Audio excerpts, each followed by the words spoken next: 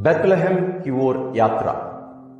इस आगमन काल में हम बेथलेहम की ओर यात्रा कर रहे हैं 25 तारीख प्रभु यीशु का जन्मोत्सव मनाने के लिए, और हम यात्रा कर रहे हैं उस बेथलेहम की ओर। तो आज के पहले जो दिन हो गए हैं, मुझे विश्वास है कि आप हर दिन जो व्यक्ति हमारे साथ इस यात्रा में शामिल हुए हैं, आप उनका साथ पूर्ण रूप से निभाए हैं और लाभ उठाए हैं। और आज हमारे साथ इस यात्रा में बेथलेहम की ओर इस यात्रा में शामिल हो रहे हैं योशुआ। जी हां, योशुआ, आप जरूर इनके बारे में जानते होंगे। इस्राएलियों को प्रतिज्ञा देश ले जाने में योशुआ एक अहम भूमिका निभाए थे। मूसा के बाद योशुआ ही इस्राएलियों को आगे ले चले।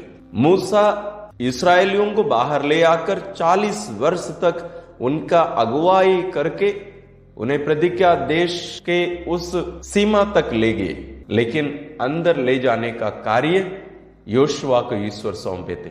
और इनकी कुछ विशेषताएं, ये योशुआ है जो सबसे पहला ऐसे लीडर रहे या अगुवा रहे जो इस्राएलियों को युद्ध के लिए लेके चले, और ये ऐसे एक अगुवा हैं जो उन्हें प्रतिज्ञा देश के अंदर लेके गए।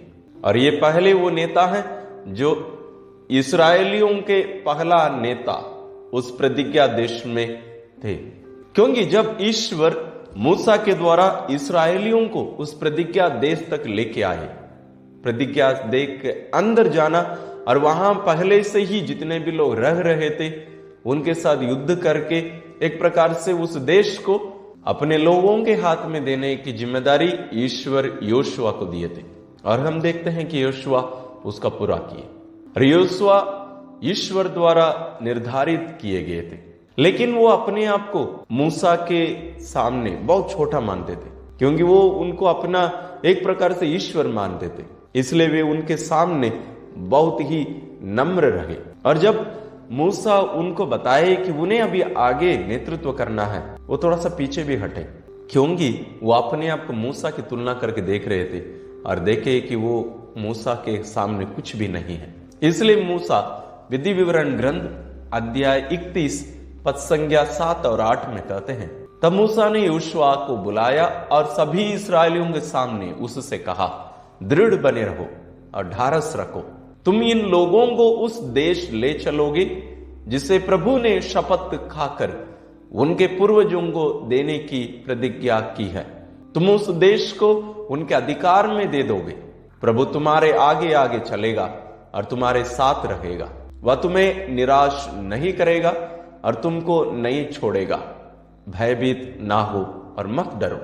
यह वचन योशुआ के लिए एक प्रकार से हिम्मत दिया, भरोसा दिया। और ये वचन मूसा का भी मनोभावना और उनका अनुभव, ईश्वर के साथ जो अनुभव रहा, उसको अपना शिष्य के साथ वो बांटे, और ये उन्हें मजबूत बनाया, और इसलिए वो उन्हें आगे ले चल पाए थे। और एक बात हमें ध्यान में रखने की जरूरत है, जितने भी लोग मिस्र से निकले थे उनमें से बहुत कुछ लोग ही प्रतिज्ञा देश पहुंचे थे। यहां तक मूसा प्रतिज्ञा देश में प्रवेश नहीं कर पाए थे। ईश्वर वहीं उस रास्ते में ही बहुत सारे लोगों को मार रहे थे, उनके पापों के कारण, उनके अविश्वास के कारण। यहां तक मूसा भी अविश्वास किए थे। और 20 साल की उम्र के ऊपर जितने भी लोग निकले वहां से मिस्र से, उनमें से 2 ही व्यक्ति प्रतिज्ञा देश पहुंचे, दूसरे सब कोई मर गए। उनमें से एक थे कालेब और दूसरा है नून के पुत्र योशुआ। तो कालेब और योशुआ, यही 2 व्यक्ति जो प्रतिज्ञा देश पहुंचे थे। यानी 20 साल के ऊपर जितने भी बड़े लोग थे उनमें से यही 2 व्यक्ति, जो बच्चे थे उन लोग सब पहुंच गए। इसके बारे में हम गणना ग्रंथ अध्याय 32 पद संज्ञा 11 और 12 में पढ़ सकते हैं। और एक महत्वपूर्ण बात, योशुआ ऐसे एक व्यक्ति हैं, मेरा मानना यह है, और हम बाइबल में भी पढ़ सकते हैं, इस्राएल में बाद में जितने भी राजा आए, राजा दाऊद को भी मिलाकर, वे जितना युद्ध किए उससे ज्यादा युद्ध योशुआ को करना पड़ा, और उतना ज्यादा लोगों को भी शायद योशुआ मारे होंगे, क्योंकि पूरा इस प्रतिज्ञा देश को अपने अधीन में करके अपने लोगों को देने की जिम्मेदारी ईश्वर योशुआ को दिए थे। और हम योशुआ के ये भी देखते हैं वो एक विशेष शिष्य थे और हम उनको आदर्श के रूप में हम मान सकते हैं, क्योंकि जो कुछ उनसे कहा गया था उन सबको वो पूरा किए। वो बहुत विनम्र रहते थे, आज्ञाकारी थे, और उनका जो मालिक या उनका जो नेता मूसा जो थे वो उनके अधीन में वे रहे हमेशा। और ईश्वर स्वयं मूसा के बाद में योशुआ को चुने थे और अभी शिष्य अभी नेता बन गए और लोगों को उस प्रतिज्ञा देश लेके गए। और हम इनको देखते हैं योशुआ को, वो कभी भी ना तो ईश्वर से ना मूसा से कभी क्यों नहीं पूछा। ईश्वर उनसे जो कहे वो बिना कुछ पूछे ही उस कार्य को करने में ही वो ध्यान रखे। और मूसा भी उनसे जो कुछ कहे उन सब आदेशों का वो पूरा पालन किए, कभी कोई प्रश्न नहीं पूछे। इसलिए हम इनको देखते हैं कि विशेष व्यक्ति हैं इस यात्रा में हमारे लिए, क्योंकि जो कुछ जिम्मेदारी उन्हें सौंपा गया था उन सबको वो पूरा किए। ये रहा योशुआ के बारे में। अभी हम योशुआ की दृष्टि से प्रभु यीशु के जन्म को हम थोड़ा सा देखते हैं। योशुआ को भी हम देखते हैं, योशुआ इस्राएलियों को उस प्रतिज्ञा देश लेके गए। प्रतिज्ञा देश जो उस सीमा के अंदर का एक देश है। और जहां तक यीशु की बात है, यदि हम यीशु का कहें कि दूसरा योशुआ, इसलिए नहीं कि वो यीशु योशुआ के समान है, बल्कि इसलिए कि वो न्यू इस्राएल या नया इस्राएल जो सभी देशों से अपने लिए लोगों को वो चुने हैं, अपना लिए हैं, अपने लहू के द्वारा खरीदे हैं, उन्हें भी एक प्रतिज्ञा देश ले जाने वाले हैं, वह है स्वर्ग। तो ये समानता है। साथ ही योशुआ लोगों को युद्ध लड़ने का एक नेता थे, लेकिन यीशु राजा थे। योशुआ उस प्रतिज्ञा देश को अपने हाथ में लेने के लिए, अपनाने के लिए लोगों को मार गिराए, और यीशु हमें अपनाने के लिए, हमारे राज्य को, इस दुनिया के राज्यों को अपनाने के लिए अपने आप को कुर्बान किए। और जब हम योशुआ का आज हम अपने साथ पाकर प्रभु यीशु के जन्मोत्सव तैयारी में हम यरूशलेम की ओर जा रहे हैं, और हम जब उनके दृष्टिकोण से देख रहे हैं, तो हमें एक महत्वपूर्ण पाठ आज वे हमें पढ़ाते हैं, वो है विनम्र सेवक बने रहना। यीशु को भी हम ऐसे ही देखते हैं, विनम्र सेवक। ईश्वर जो कुछ उनसे कहे यीशु भी वही किए, योशुआ भी वही किए।